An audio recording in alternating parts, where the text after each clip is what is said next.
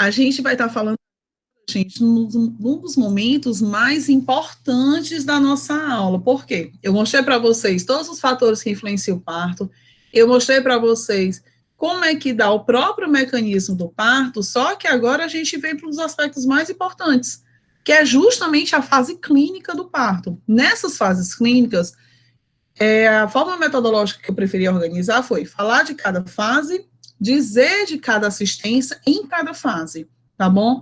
Tem alguns vídeos, alguns links que eu vou estar colocando só para vocês fazerem associações, para justamente fixar o conhecimento de vocês, ok? Bora lá. Uma aula maravilhosa, eu gosto muito dessa aula, super importante, ok? E aí eu mostro para vocês as fases clínicas desse parto. Inicialmente, o que eu quero que vocês compreendam é que essa fase ela é dividida em 4 períodos, em 4 fases. Primeiro período, eu vou ter a dilatação, a segunda fase vai ser a expulsão, terceiro, dequitação ou delivramento, conhecido também como secundamento. O quarto período, né, essa quarta fase, é a primeira hora pós-parto, também conhecido como período de Greenberg, ou também a primeira hora após a saída da placenta. Lembrando, o trabalho de parto verdadeiro, ele é caracterizado pelo quê? Eu tenho uma dilatação cervical progressiva, que vai aumentando a cada hora, ok? E a gente fica observando o partograma também a descida desse feto, tá bom? O que a gente vai ver? No primeiro período, que eu tenho a dilatação, eu já expliquei para vocês o que é que leva a essa dilatação. Ele marca esse primeiro período, o intervalo desde o início do trabalho de parto até a própria dilatação completa. Lembrando, eu vou caracterizar a dilatação quando eu tenho um apagamento, tanto eu encurtei aquele colo, aquela cervix uterina, e ela fica a questão do encurtamento e o afinamento completo do canal cervical. Lembrando, a duração da ocorrência dessa dilatação é 1 centímetro para cada hora, ok? Ela tem uma duração variável com essa dilatação lenta e essa contração irregular. O que eu quero que vocês prestem atenção? O que é que caracteriza esse período?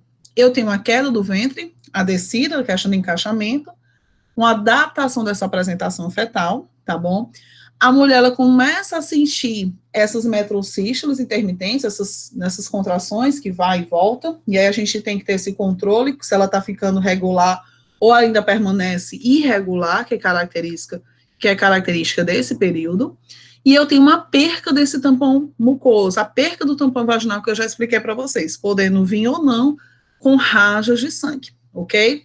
Lembrando, a evolução desse trabalho de parto é obrigatório ser realizado no partograma, então todo o serviço, isso é um protocolo que também foi adotado e orientado pelo próprio Ministério da Saúde, então a gente precisa ter isso, não é que aconteceu o parto e depois é que eu vou fazer, não. Cada momento de assistência, cada momento que eu executei uma atividade, uma avaliação naquela paciente, eu tenho que registrar, e a gente tem um tempo que a gente tem que fazer as observações também nesse partograma, tá bom? Lembrando, a dilatação, ela é facilitada pela questão das bolsas d'água, pela força, ou também pela força que vai ter a impulsão pela cabeça fetal, ok? Lembrem, o primeiro período da dilatação, ele vai ter a fase latente e a fase ativa do trabalho de parto.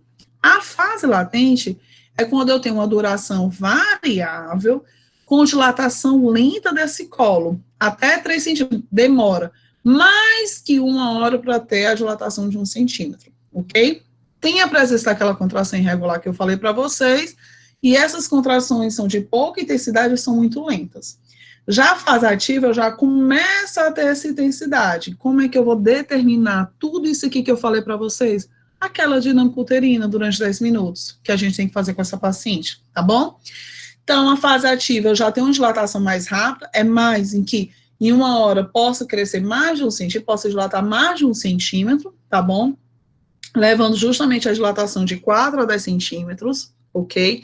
A mulher, ela começa a ter uma contração mais intensa, mais regular e mais dolorosa, e a gente tem que prestar atenção nessas contrações justamente para estar vendo a duração e a frequência, ok? Leva a dilatação cervical e efetiva para a ocorrência do trabalho de parto. Lembrando, a fase ativa, ela é dividida em aceleração máxima e desaceleração. O que a gente tem que prestar atenção? quando eu tenho distúrbio de parada. O que é? Ou é a progressão dessa dilatação por mais de 2 horas, ou é a parada da dilatação, ou, desculpa, a parada da descida fetal por mais de 1 hora. Então, isso daqui a gente tem que observar, porque possa ser um dos critérios que a gente tem que fazer uma avaliação crítica se essa paciente ela evolui. Para um parto normal, ela tem que ser avaliada pelo profissional médico para passar para um procedimento cesariano. Uma coisa que a gente observa muito na literatura. Muito as pessoas falam, é procedimento cesariano, é parto cesariano. Tem hoje literaturas que falam que não é parto, porque a mulher ela não faz o parto cesariano, ela passa por um procedimento médico em que leva o corte ao procedimento cesariano. Então, vocês vão observar essas variações na literatura, tá bom? Preste atenção. Então, no primeiro período, lá da dilatação, ela é dividida em latente e ativa, não foi isso? E eu tenho uma literatura, que é até do Rotinas em Obstetrícia, que ele fala dessa de transição. O que é que ele fala? Aquilo que eu falei para vocês, que é mais lento, irregular, eu tenho dilatação de 0 a 3 centímetros, que vai estar durando um período de 8 a 10 horas. Não tem necessidade dessa paciente ficar, exceto aqueles critérios que eu já disse para vocês, que são os fatores de risco. Mas não tem necessidade dessa paciente ficar de 8 a 10 horas lá na maternidade. Ela pode ir para casa e retornar, para justamente entrar nessa fase ativa, tá bom? As contrações nesse período são suaves, tem um intervalo de uma contração para outra de 5 a 30 minutos, gente. E uma duração de 10 a 30 segundos.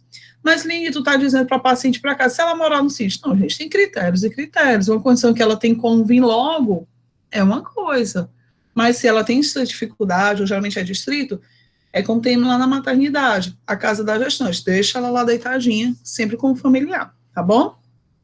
A membrana, nesse caso, pode ter sido rompida, ainda permanece intacta, e às vezes, no momento lá do trabalho de parto, que a gente vai estar passando pela gente, a gente pode romper com miniótomo, tá bom? A secreção vaginal, nesse caso, ela é escassa, ou quando presente, pode aparecer uma característica de coloração acastanhada, ou pode ser até o próprio tampão mucoso, tá bom?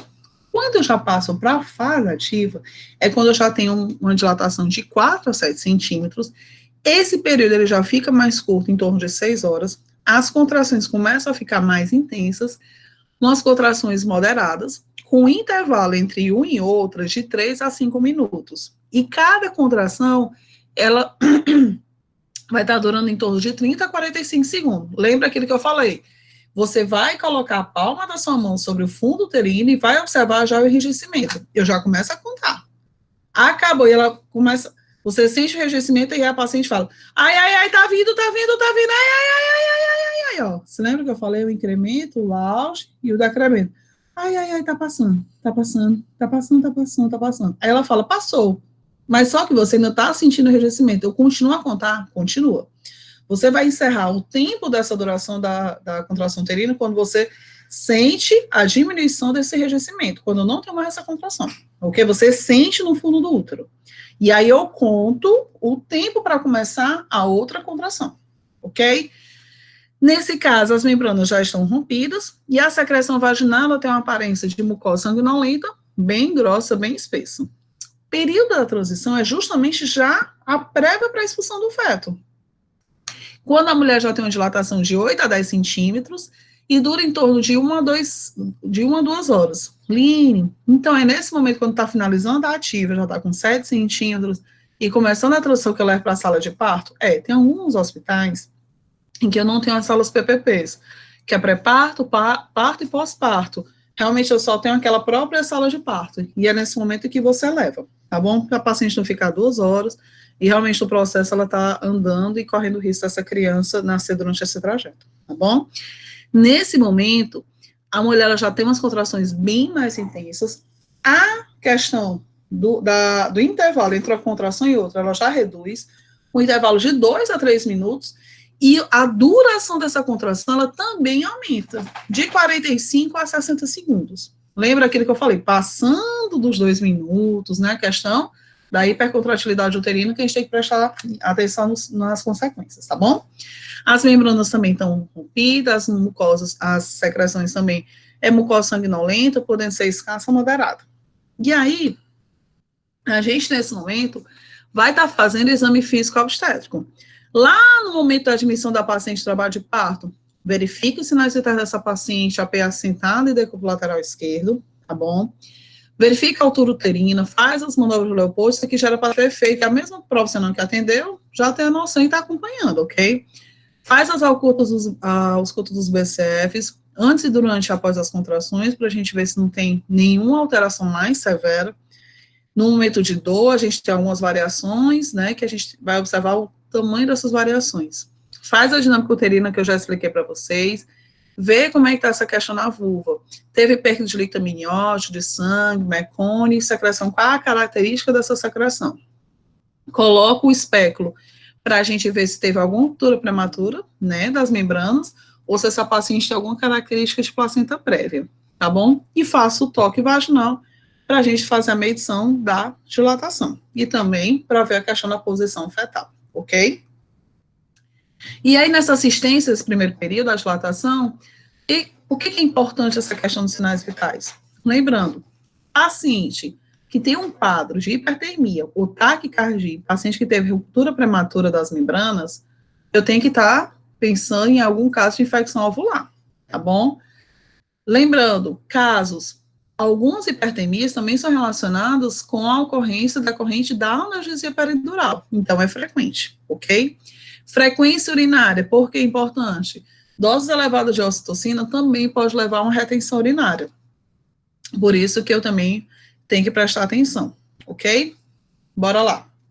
Outra coisa, população que insiste a questão, mas eu quero ficar deitada, eu quero ficar de lado. Você precisa orientar que aquela paciente que ela não tem nenhum risco de convulsão ou de queda, que seja um baixo risco para complicações obstétricas, a gente orienta que ela fique na posição que seja mais confortável.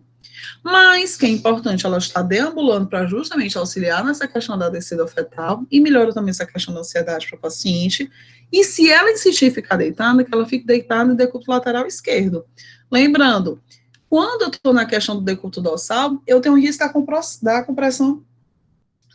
da compressão da ortocava, tá certo? Então, a partir do momento que eu tenho essa compressão pelo tubo gravídico, eu tenho um comprometimento também na questão do feto, ok? Que pode estar levando essa questão da bradicardia, e aí a gente tem que ter esse risco também, ok? Lembrando, o repouso decúbito lateral esquerdo é o que a gente orienta para essa paciente, justamente para a gente ter essa descompressão e melhorar também a oxigenação para esse feto. Outra coisa que a gente tem que ter cuidado, a questão dessa paciente andando, deita, se levanta. O risco também da hipotensão ortostática. O que acontece? Ela tem que estar fazendo esses movimentos, mas sempre acompanhado. Por isso, na importância também do acompanhante. Nunca deixando essa mulher só. Se tiver ausência acompanhante, ter a equipe da enfermagem ao lado dessa paciente, ok? Detalhe, cateterização venosa, muita atenção. E eu tenho literaturas que falam que, primeira coisa, acesso. Não é para ser feito acesso em paciente gestante em mão, porque ela vai fazer muita força e você já viram naquele vídeo. Sempre na questão do antebraço, para a gente ter cuidado, nada de dobras, nada, porque ela também vai estar executando força e vai perder esse acesso. Então, muito cuidado também na localização desse acesso. O que a gente também orienta? Questão de ingesta de líquidos, de alimento. O que a gente, eu já vou falar sobre a questão de alimentação. A gente tem que ter um grande cuidado sobre a questão da reposição de volumes. Mas eu vou colocar um soro, mas que soro? O que a gente orienta? Sempre o gotejamento, a gente tem que prestar atenção. Mas o soro glicosado, a gente tem que ter um grande risco, porque quando eu faço a infusão dele em grande volume, próximo ao parto, eu vou estar estimulando o pâncreas fetal, e nessa consequência da estimulação do pâncreas fetal, vai ter um aumento da produção da insulina, que vai levar esse feto a apresentar um quadro de hipoglicemia neonatal. Então, muito cuidado. Se for o soro, a gente orienta a questão do fisiológico, mas também tendo atenção à questão do gotejamento, tá bom? E lembrando, o uso rotineiro da questão da ocitocina, que foi aquele que eu falei para vocês, tem um risco para a ocorrência da hipercontratilidade uterina. Então, muita atenção. Passou de 90 segundos, você já ficou, risco para hipercontratilidade, risco materno e risco fetal. E a gente fica em alerta, tá bom? E aquilo que eu falei para vocês, antigamente se falava, gestante não pode comer. Só, minha gente, que o período da questão da dilatação, todo o processo do esforço que ela vai fazer para a questão expulsiva, para evoluir para o trabalho de parto, é muito cansativo, ela realmente precisa se alimentar. O que foi visto? Que a prática do jejum, ele favorece a ocorrência da acidose metabólica, que atrapalha, consequentemente, a questão da contratilidade muscular. E, consequentemente, vai dificultar também, atrapalhar o trabalho de parto. Então, o que acontece? Eu tenho critérios e critérios de pacientes. Pacientes que realmente tem que ter dieta zero para a questão do trabalho de parto. São aquelas pacientes que têm um risco de evoluir para um trabalho de parto que precise passar pelo procedimento da cesariana. Quem são essas mulheres? Quem tem a questão de alguma síndrome hemorrágica hipertensiva, as obesas, portadores de diabetes mellitus, via aérea de difícil intubação e indicação de cesariana. Nessas pacientes, realmente, elas têm que ter a questão da dieta zero. Mas, Lene, a questão da comida, ela vai comer a feijoada? Não. O que orienta para a paciente sempre é uma dieta líquida, até o momento do parto. Também tendo cuidado com a questão alta de glicose, né? Mas uma sopa, ralinha, passar liquidificador, são coisas mais altas. Suco, sempre é ofertado suco. E aí a gente pede só o pessoal da cozinha ter cuidado com essa questão da dosagem de açúcar em si, né? Mas, Lene, comi, e agora? A paciente já vai precisar passar por uma cesariana. Fala para a Raquel que eu vou estar, eu vi aqui. Vou disponibilizar, ela pode estar acessando, tá bom? Pelo YouTube. Mas a paciente, ela se alimentou. E aí ela vai precisar passar por uma cesariana, pelo procedimento. E aí, o que a gente faz? Se ela precisar passar por algum procedimento que envolve anestesia, a gente pede pelo menos as 8 horas de jejum, tá certo? E faz a administração de uma ampola de rinitidina com uma metoclopramida, que é o Plasil, todo mundo conhece. Faz a aplicação dessa medicação intravenosa 1 hora antes do procedimento, justamente para trabalhar a questão da diminuição, da prevenção do risco da aspiração do suco gástrico, tá certo? Então, nesse aspecto, a gente pode estar entrando com essa alternativa, ok? Mas aí a gente vem a lembrar para vocês, sempre a questão do acesso a paciente nem mão, nem borda, nem a questão de articulações, sempre está auxiliando a questão de usos de métodos não farmacológicos, que é uma coisa que eu ia praticar com vocês, que eu quero praticar com vocês, né, na parte das aulas práticas, que é o uso da questão da massagem, que eu acabei de falar para vocês, o exemplo da cólica menstrual, o uso da questão da bola também, para a gente estar fazendo exercício sobre a questão de um banho de imersão de água quente, tudo que promova a questão do relaxamento para essa paciente é importante, ok? Então, na assistência na enfermagem, nesse primeiro período, né, dessa fase clínica, eu vou estar fazendo a identificação dessa paciente, algumas salas PPPs, eu tenho um quadrozinho em que eu coloco os dados dessa paciente, o nome, gesta pálida, se tem algum diagnóstico específico dessa mulher. Formular o histórico dessa paciente e fazer a evolução. Se for uma primigesta, eu faço a evolução dela a cada 3 horas. Se for uma multípara, a cada 2 horas. E sempre evoluindo, né, a questão do trabalho de parto, como é que está a dinâmica uterina, sempre no partograma, ok? Prepara o paciente, faz a questão do acesso venoso, que eu já expliquei para vocês, explica a questão da vestimenta, faz a questão das massagens, orienta também os acompanhantes sobre essa questão das massagens, falar aqui que é muito frequente, eu quero ir no banheiro, e tem muita gestante que ainda vai porque tem vergonha, e a gente vai orientar, não, gente, não precisa, se você quiser, você vai fazer aqui, eu estou aqui do seu lado, e não é vergonhoso, e realmente muitas mulheres têm essa vergonha, mas na hora da questão de fazer cocô, não é realmente a passagem, a pressão desse feto, tá bom? E realmente dá esse estímulo para essa mulher, e algumas realmente não escutam, não são orientadas, elas vão realmente para o vaso sanitário, essa criança nasce, algumas com risco de desenvolvimento de um TCE, tá bom? Então, orienta a respiração completa durante a questão das contrações, ficar no decúbito lateral esquerdo, tá bom? No intervalo, promover a questão dos exercícios de agachamento, faz a questão das massagens, faz técnicas que buscam aplicar o relaxamento. Aí até a Maria pode perguntar para mim, Lina, eu posso aplicar reiki? A parte da assistência, que tudo que promove a questão da tranquilidade, do controle da ansiedade, dela estar mais em paz consigo, pode, não tem um pinho de problema, tá certo? Então, conduz naquele fase que eu falei para vocês, na fase da transição, essa paciente para a sala de parto, né, quando o feto ele já for coroar, entra essa questão da posição litotômica, ginecológica sendo sentada, é a questão da liberdade que a mulher ela vai escolher como ela vai ter o seu filho. Se ela quiser ter a questão do parto dela, de cócoras. Você vai, mas sempre tem que cuidar, porque realmente, quando passa a questão da contração, ela cansa, e aí você tem que sempre estar segurando sua paciente para ela não cair, tá bom? E Maria, já tem vários estudos hoje, né, sobre a realização de práticas alternativas, reiki, acupuntura, que são fenomenais e ajudam muito. A musicoterapia, a questão da cromoterapia também. Só que a gente ainda tem resistência por alguns, mas eu já tenho algumas evidências que elas têm um sucesso muito importante na questão do relaxamento dessas mulheres. E ajuda também. A questão do relaxamento diminui a questão da epinefrina e o trabalho de parto acaba sendo mais curto e mais tranquilo. Não só para ela, mas também para o bebê. Tá bom? Bora lá. E aí, a gente continuando, eu trago aqui para vocês uma criação de uma metodologia ativa. Quem não sabe o que é isso daí, e o tamanho também, pela imagem, é um ovo de avestruz, tá certo? Ó, deixa eu ver daqui a Clara falando. Pronto, esse é um fenomenal, essa realização dessas práticas alternativas. Eu indico muito e oriento muito sobre isso, tá bom? Então, isso aqui é um ovo de avestruz. E aí, a gente pegou uma lista, que foi uma amiga minha, que ela fez essa prática durante a nossa formação, de estar ensinando, mostrando a questão do colo. Quando a gente ainda tem um colo grosso, ó, presença aqui da borda, que é a prática que a gente vai estar fazendo no laboratório, na aula de parto, tá bom? Na aula prática no laboratório, quando a gente retornar. E aqui a gente coloca, ó, os dedos e faz a questão do toque, tá bom?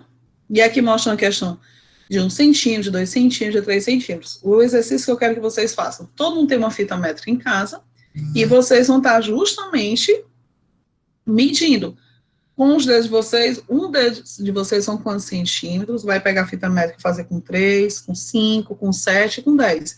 Porque vocês também vão exercitar essa abertura dos dedos, tá bom? Tem gente que tem dificuldade, aí faz assim, mas lembre que você vai fazer essa movimentação no momento do toque vaginal dessa mulher. E é aquilo que eu falei, não é só verificar a questão, só um momentinho, mas é vocês também fazerem a questão do toque dessa mulher e verificar as condições desse colo uterino, ver como é que estão essa questão das membranas, ver se essa criança está alta, qual a relação da apresentação dessa criança com as espinhas isquiásticas, se está mais um, mais dois ou mais três, tá bom? Então, quando vocês realizarem o toque ginecológico, ver as condições do colo uterino, como eu falei para vocês agora, vão estar investigando o grau de esvaecimento, que é a questão do afinamento e do apagamento, a localização do segmento daquela apresentação, que são os pontos de referência que eu falei para vocês, occipito, sacro e por aí vai. Ver a questão da posição fetal, que eu acabei de falar, a textura e a consistência dessa cervix uterina. Na avaliação das condições fetais, vocês vão estar investigando sobre a situação, a apresentação desse feto, a variabilidade dessa posição e a altura fetal. Lembrando que eu falei para vocês que eu tenho um plano de Lee e o plano de Rodger, tá bom? E a gente vai vocês sobre o plano de Lee. Só um momento.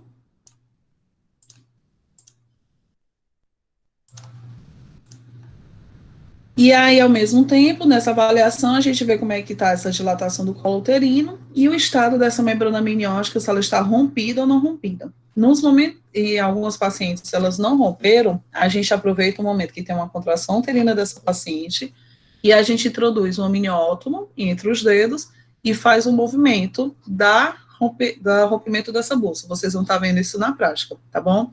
E o enfermeiro obstetra, ele pode estar realizando isso, ok?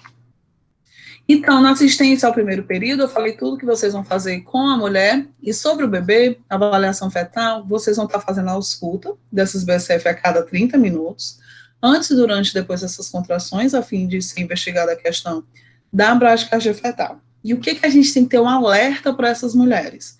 Bom, para esse bebê, desculpa. Quando tiver uma desaceleração, uma bradicardia fetal. Quando também eu tenho menor que 100 batimentos por minuto, num tempo maior ou igual a 3 minutos, tá bom? Eu tô avaliando isso. Poxa, eu verifiquei, mas deixa eu verificar aqui novamente. Eu tô passando 3 minutos auscultando, essa criança ainda continua com os batimentos menor que 100 batimentos por minuto. Isso é um alerta, ok? Que é justamente a atenção para a desaceleração, a bradicardia fetal, ok? E aí a gente vem mostrar esse instrumento que ele é tão rico, que é tão rico que a gente precisa ter esse controle, ok? O partograma, a gente tem identificação, eu tenho 2 linhas, eu não coloco a explicação completa, que vocês vão estar vendo isso aí, quando forem querer se especializar na enfermagem, tá certo, obstétrica, que é uma prática que a gente faz também esse preenchimento, ele é nosso maior instrumento para a gente estar avaliando como é que está a evolução desse parto, ok? Eu vou estar iniciando, abrindo esse partograma quando a mulher está na fase ativa, que são os 4 centímetros, e eu faço 2 curvas. Uma curva sempre vai ser a questão da descida desse feto, e a outra curva sempre vai ser a questão da evolução da dilatação da cervix uterina dessa mulher. Que eu falei para vocês, ó, a questão da altura fetal. Eu tenho esses 2 formatos, o plano dele e o plano de Roger, ok? Que é -3 a +3, e o 4 já é a própria saída, ó, questão já na vulva em si. Desculpa a zoada. E a questão do plano de Roger, 1 e 2, a questão que fica mais alto, 3, a nível das espinhas isquiáticas, tá certo? E 4 já é a própria liberação, ok? Sempre é uma curva em que a gente vai estar relacionando a questão da dilatação pela a duração desse trabalho de parto, e aí vocês vão estar fazendo as 2 curvas que eu falei para vocês, a dilatação cervical, que a gente marca a questão do X sobre a linha de alerta, e um círculozinho que é justamente a apresentação, que a gente vai fazendo essa curva descendo, que é a questão sobre o plano Deli, tá bom? Lembrando, eu faço a avaliação dessa dilatação, que é justamente a curva ascendente, e faço a avaliação da descida desse feto, sempre essa avaliação desse partograma, para fazer o registro do partograma, é avaliação a cada 2 horas. Lembrando, dinâmica uterina é para ser feito, que eu já ensinei para vocês, a cada hora, e os BCFs é para ser feito a cada 30 minutos. Cada avaliação dessa, eu preciso registrar que tem um resto da folhinha aqui do partograma que vocês vão colocar no final. Quando vocês estiverem lá na parte dos estágios de vocês, supervisionado, na sala de parto, vocês vão preencher e vocês vão conseguir acompanhar também melhor junto ao enfermeiro que estiver com vocês, tá bom? Bora lá continuar. Não sei quem já viu, isso aqui eu apresento para vocês, se chama o cardiotocógrafo. É uma máquina em que eu vou estar verificando a questão. Deixa eu ver aqui.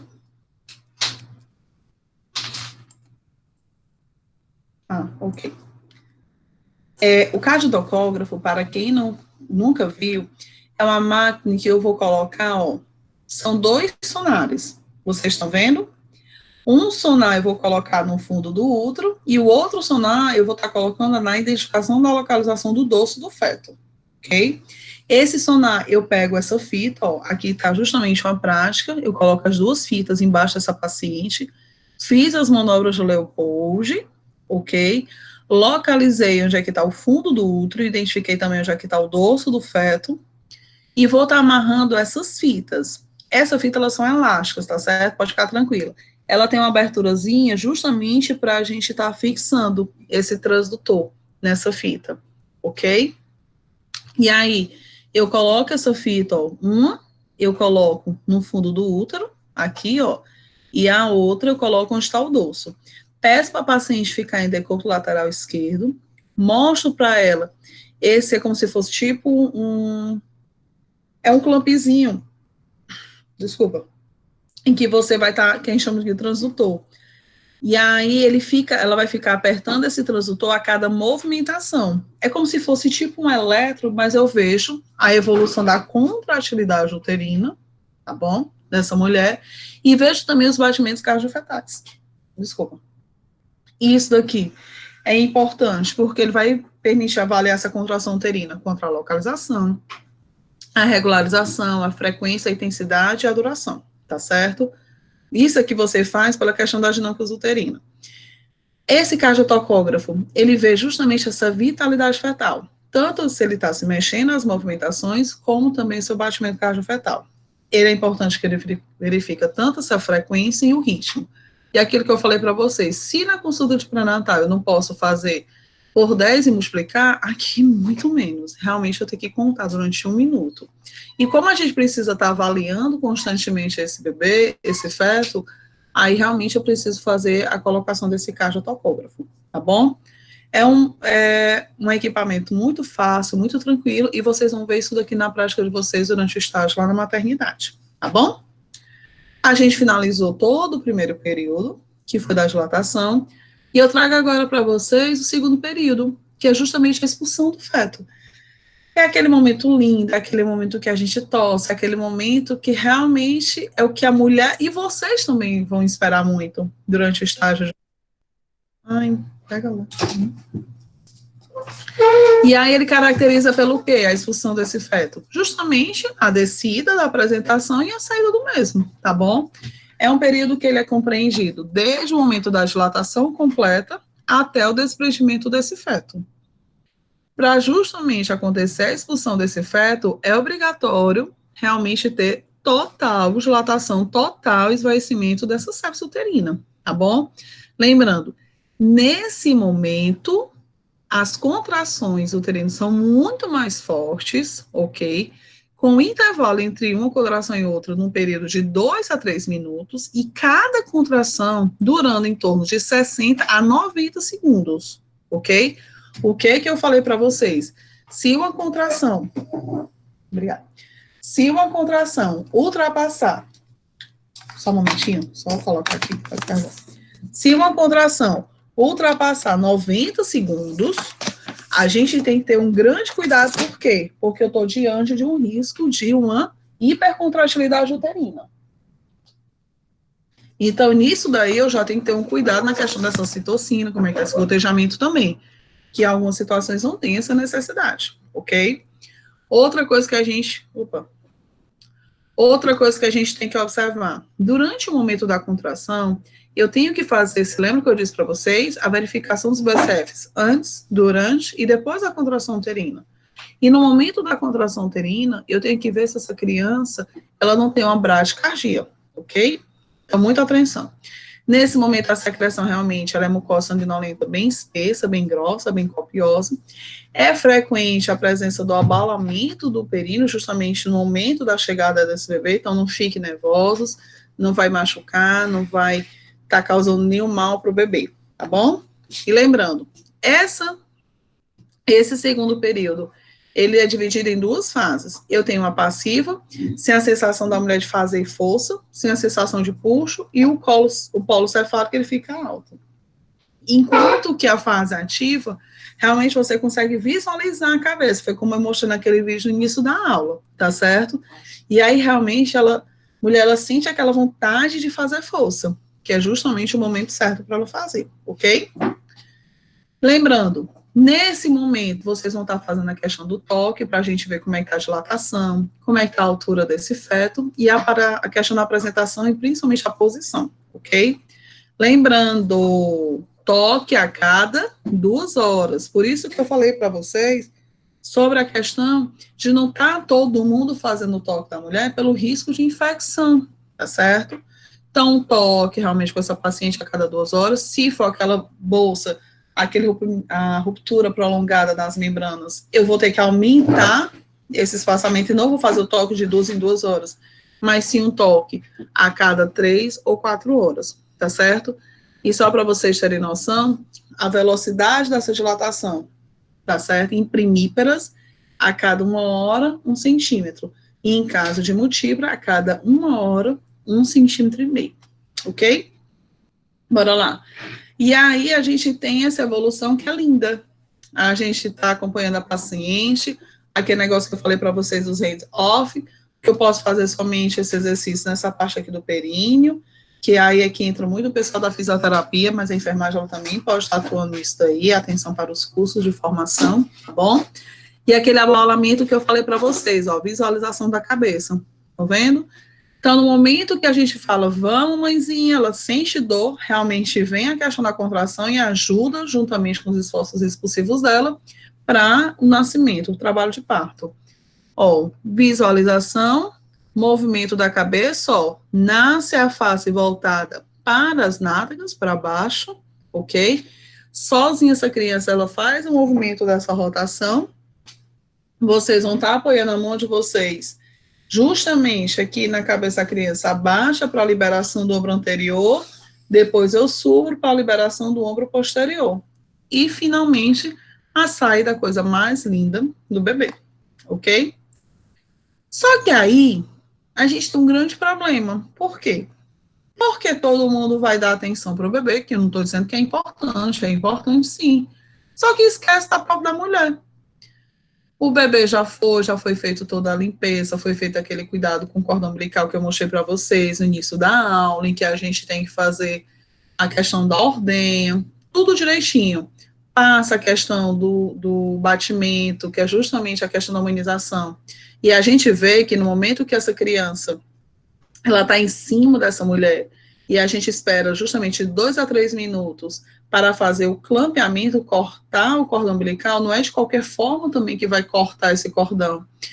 Vocês viram naquele vídeo que eu mostrei para vocês que eu tenho que justamente esperar esse momento de 2 a 3 minutos e eu vou fazer uma ordenha. Eu seguro o cordão umbilical, puxo o sangue em direção para a criança, dou o primeiro clampeamento. Pego a pinça, travo. Depois eu ordenho o sangue contrário para a placenta, pego a segunda pinça e fecho. Para em seguida vir a questão da tesoura. E eu falei para vocês no vídeo que eu mostrei que é aquela tesoura, ou eu vou clampear, eu corto na tesoura, mas eu coloco um clamp, ou eu vou pegar a liga e passar aquela liga que fica direcionada para o bebê. Daqui a pouco eu mostro novamente, tá bom? Mas esse momento do terceiro período é um momento importante, porque a criança nasceu, ela foi limpa, foi feita a questão do contato pele a pele com a mãe, foi estimulado o aleitamento materno na primeira hora de vida, isso é maravilhoso. Só que depois esquecem da mulher e a pobre da mulher fica jogada. Eu não quero nenhum aluno meu fazendo isso. A parte de vocês da assistência é com a mulher. Vocês vão ter um momento na disciplina de saúde da criança que vão estar tendo esse contato na neonatologia. Vocês também têm esse contato durante a disciplina dos primeiros cuidados com o recém-nascido, ok. Mas lembre que você também tem uma mulher que precisa dessa assistência. E essa assistência, ela é vital, ok? Então, nesse momento agora, o terceiro período é justamente a saída da placenta. Line, pelo amor de Deus, é um outro parto quase? É, só que menor tamanho, menor proporção. Esse terceiro período é conhecido como dequitação, descedura ou livramento. Ele corresponde nada mais que o quê? É o período em que teve a expulsão do feto e o período que vai ser a saída dessa placenta. Ah, já nasceu a criança, deixa eu puxar aqui a placenta, eu posso fazer isso? De forma alguma pode ser feito isso. Por quê? Porque a partir do momento que você puxa, você pode rasgar essa placenta, ficar com a presença de resto placentário, que pode levar todo um processo de distúrbio de coagulação, que pode levar todo um processo de hemorragia pós-parto. Então, tem que ter um grande controle sobre isso, ok? Então, lembrando, sempre eu tenho uma relação inversa. Maior o tempo, menor a quantidade de percurso sanguínea materna. Menor o tempo, maior a quantidade de percurso sanguínea, ok? Essa fase, esse período é dividido em 3 fases. O próprio escolamento, ela soltou a placenta lá do útero, ou desprendimento. A descida dessa placenta, ela tá vindo, e por fim encerra com a expulsão. Não é porque nasceu que a placenta que estava grudada já soltou por conta própria. Não, peraí, ainda também não é assim não, viu, minha gente? Sacame aí.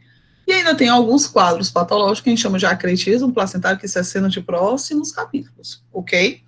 Então, ela descola, ela solta, ela desprende lá do útero. Depois ela vai descer e depois, por fim, a questão da expulsão, ok? Nesse momento, o que a gente faz no processo da dequitação? Aí, quem já está no ocitocina aumenta a questão do gotejamento, ou hoje a prática recomendada é a aplicação de uma ampola de 10 unidades de ocitocina IM naquela mulher. Alguns hospitais já fazem o momento da expulsão e tem outros hospitais que esperam a expulsão do feto para estar fazendo essa questão da administração da medicação, ok? Qual é a função disso aí? É a prevenção justamente da hemorragia pós-parto.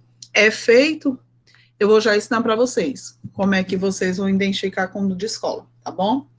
Então, Isso daqui é uma medida de segurança, porque ele ajuda aquela contração uterina, e a partir do momento da contração uterina, eu consigo controlar aquela perca sanguínea, e aí eu diminuo, ok? Então, quais são os sinais que indicam a separação da placenta? Justamente, vocês vão ver, aqui nessa imagem, vocês viram que tem uma pinça, viram isso? Eu coloco essa pinça justamente para eu compreender se eu tive alongamento ou não desse cordão umbilical. Quando eu coloco essa pinça, ela não fica desse jeitinho, a placenta não está aqui externa, não, ela está lá dentro, fica só o cordão aqui. Então, pelo momento em que eu coloco a pinça, eu consigo identificar se aquela pinça que eu marquei a localização dela, se ela desceu ou ela subiu, ok? Eu tenho uma eliminação, desculpa, eu tenho uma eliminação súbita, uma golfada de sangue. É um sangue escuro, é justamente aquele sangue que estava preso lá entre a placenta e o útero, ok? A mulher, ela tem a questão da sensação de plenitude vaginal, e aí eu tenho a formação de uma coisa importantíssima. A partir do momento em que eu tenho a liberação dessa placenta, em seguida, posteriormente, eu vou ter a formação, que a gente chama de formação de segurança, do globo de Pinat. É justamente onde aquele útero ele começa a passar pelo processo de contração e ele fica enrijecido. E na hora que você faz uma palpação profunda acima da suprapúbica, e eu vou estar mostrando a localização desse fundo do útero, vocês vão identificar como se tivesse uma bola enrijecida no abdômen dessa paciente. Isso para a gente é justamente, por isso é o nome, formação de globo de segurança. Porque essa segurança é justamente dizendo que o útero sofreu a questão de a contração, que eu tenho um tônus muscular, e ele justamente está contraindo para controlar essa percussão sanguínea. E isso para a gente é padrão ouro. Toda gestante ela tem que ter, toda puérpera, agora parturiente ela tem que ter, tá certo? Então, assim, qual a minha assistência perante esse terceiro período? A liberação da placenta. É justamente observar esses sinais de descolamento da placenta, ok? Nada dessas manobras intempestivas, nada de estar puxando. Só para vocês terem noção, o tempo normal desse descolamento, da saída dessa placenta, é em média de 15 a 30 minutos. Passou de 30 minutos, a gente já começa a prestar atenção. Pode ser uma aderência que a gente pode estar corrigindo, entre a questão da ocitocina, um controle, tá bom? E a gente vai estar vendo aula de acretismo também. Outra coisa, toda vida quando essa placenta sair, é obrigatório você abrir a placenta e ver se está faltando algum pedaço dela. Eu tenho que fazer a revisão da placenta. Não somente ver se todos os cotilédones estão presentes, mas também realmente olhar o cordão e ver. Tem duas artérias e uma veia. Agora, a presença dos cotilédones é realmente saber se faltou algum desses, eu tenho que pensar na questão do resto placentário, ok? Então, nada de cristalejo, já expliquei o risco da questão da ruptura uterina, de óbito de mãe e, consequentemente, do feto, dependendo do formato em si. O que vocês vão estar observando justamente para verificar esse descolamento? E aí eu dou uma dica para vocês. Todo mundo ama aquele filmezinho lá dos vampirozinhos, do Crepúsculo. Lembra do Jacob? Pronto. O nome da manobra se chama manobra de Jacob-Dublin. O que é a manobra de Jacob-Dublin? Você vai pegar aquela pinça, tá certo? E vai fazer uma leve tração e observar. O que é que vai fazer? Na hora que eu vou justamente ver se soltou, eu vou fazer uma pressão sobre a questão suprapúbica, em cima desse útero, e na hora que eu faço essa palpação profunda, eu vejo se essa minha pinça que eu marquei lá, só fiz clampear e segurei, ela entra ou não. A partir do momento que ela entra, identifica que meu útero ainda está o quê? Com a placenta aderida. Mas a partir do momento que eu faço essa pressão, essa palpação profunda unimanual, e ela não tem esse retorno, ela fica parada, já me identifica que essa placenta ela já descolou, ok? Então eu faço essa manobra, eu puxo essa pinça, que é justamente essa manobra de Jacob-Dublin, eu faço uma tração leve e uma torção axial dessa placenta. Eu torço, eu puxo e vejo Se a questão se eu tenho resistência ou não. Não tendo resistência, ela vem devagar, ela vem bem lentamente. E ela sai, faça a pressão, alguns casos a gente realmente empurra para estar auxiliando essa saída. No momento da saída dessa placenta, eu faço movimentos rotatórios. Nesse movimento rotatório, eu não quero ninguém puxando membrana, porque ela é tão frágil que ela também pode rasgar, ok? E ficar com o resto placentário.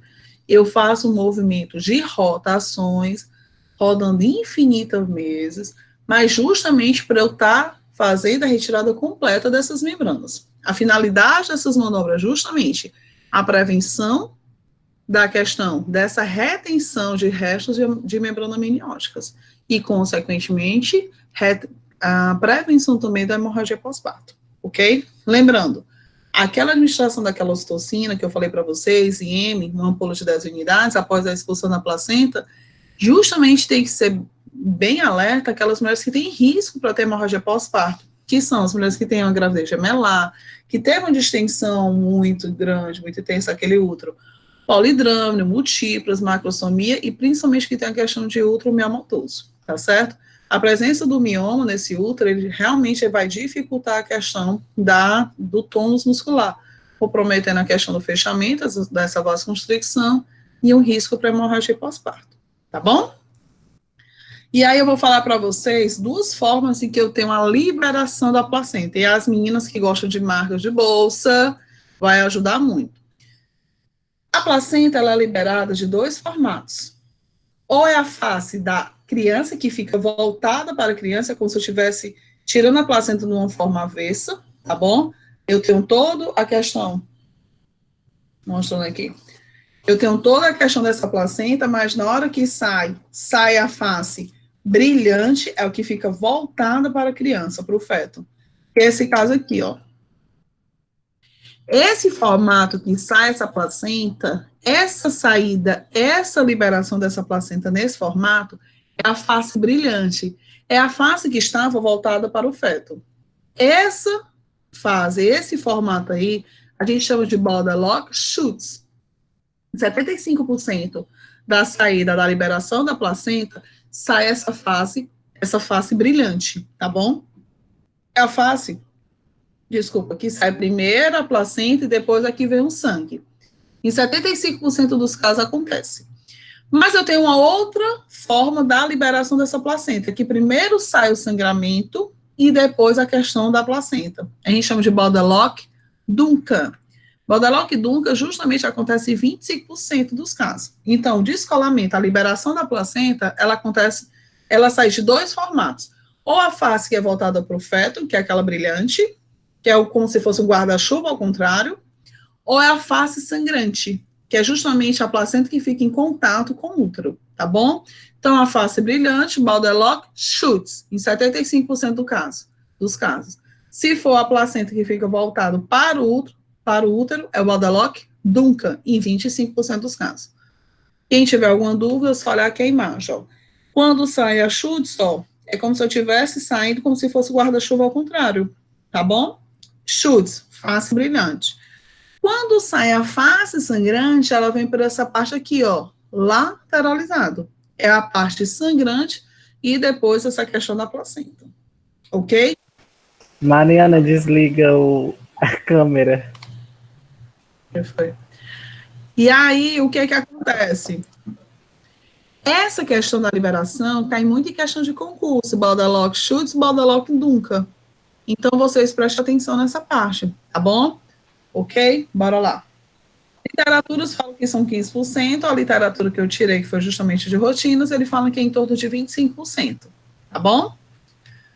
E aqui eu mostro para vocês qual é a conduta que a gente vai estar fazendo justamente nessa terceiro período, nessa fase, a liberação da placenta. A gente faz uma coleta, ó, é desse jeito que fica, ó. Pariu, saiu a criança e a liga tá aqui. Eu não coloquei a liga, ela tá aqui na pinça, só que eu tô com um clamp. Eu vou coletar esse sangue em situação? Todas as mulheres que têm a questão do sangue tipo O e do RH negativo, aquela questão da incompatibilidade ABO-RH, eu faço a coleta, a questão do cumbis, se lembra? Aqui é o cumes direto, é o sangue que realmente está em contato, para saber se teve o contato, a questão do antígeno e tal, como a gente já falou. Então, eu faço a coleta. Essa coleta eu posso fazer a questão somente inserir uma seringa e aspirar. Ou pegar a própria pinça, abrir aqui o cordão e encher esse frasco. Esse formato é muito mais prático, tá bom? É o formato que eu indico. Venho, tem a questão da liberação dessa placenta. Eu venho, ó, fiz a leve questão da tração, manobra de Jacob Dublin, face, a questão, ó, face brilhosa, que é justamente a face voltada para o feto, e Baldelock Schutz, 75% dos casos. Faço o movimento de rotação, que eu falei para vocês, para justamente tirar toda a placenta sem deixar nenhum resto, sem deixar nenhuma membrana miniótica, ok? Abro a placenta, que é linda. Hoje a prática, não sei se vocês já viram, o pessoal pinta, faz o carimbo, né? E aí a mulher, ela leva como se fosse um presente, que isso daí é a raiz, isso é a raiz da vida, né? E aí eu faço a investigação de toda essa placenta para ver se está faltando algum desses cotilédones, ok? Depois eu faço toda a limpeza dessa mulher, vejo se tem alguma laceração, para ser necessário fazer a questão, ó, a higienização, para a gente estar fazendo a episorrafia, ok? Lembrando que é a única dos profissionais que pode fazer a episorrafia, profissional médico, a episorrafia na questão somente do parto, ok? A enfermagem obstétrica, ela só pode fazer nessa condição, mas não é a condição que eu faço uma episorrafia que eu posso fazer uma sutura, não.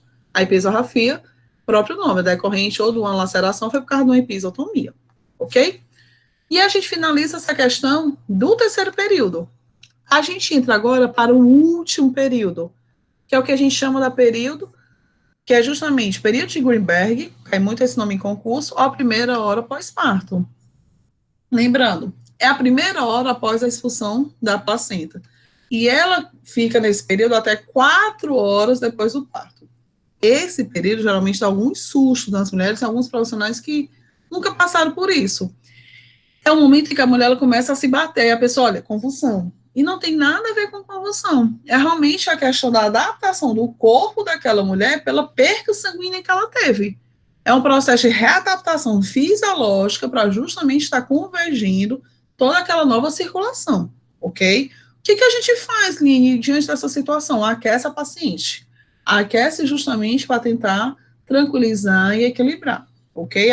Ajustando todo esse processo fisiológico. Então, se tiver algum evento, alguma alteração, né, mediante esse desvio desse mecanismo fisiológico, a gente fazer uma assistência imediata. Lembrando, esse é o período em que eu tenho maior preocupação, porque a criança já nasceu, o feto já saiu, e é o momento que a mulher ela fica no corredor, em cima da maca, as pessoas geralmente esquecem dela. Mas é o período que essa paciente ela pode ter um risco para hemorragia pós-parto, porque ela teve um quadro de atonia uterina, ela pode desenvolver uma questão de uma hemorragia puerperal, pode ter alteração de sinais vitais e ninguém prestar atenção nessa paciente, e ainda mais pode ter uma retenção urinária, por conta de uma dosagem elevada de ocitocina, ou às vezes até mesmo um quadro de choque. Então, a gente tem que ter um grande cuidado com essa paciente. E aí, o que é que vocês vão fazer, mediante tudo isso?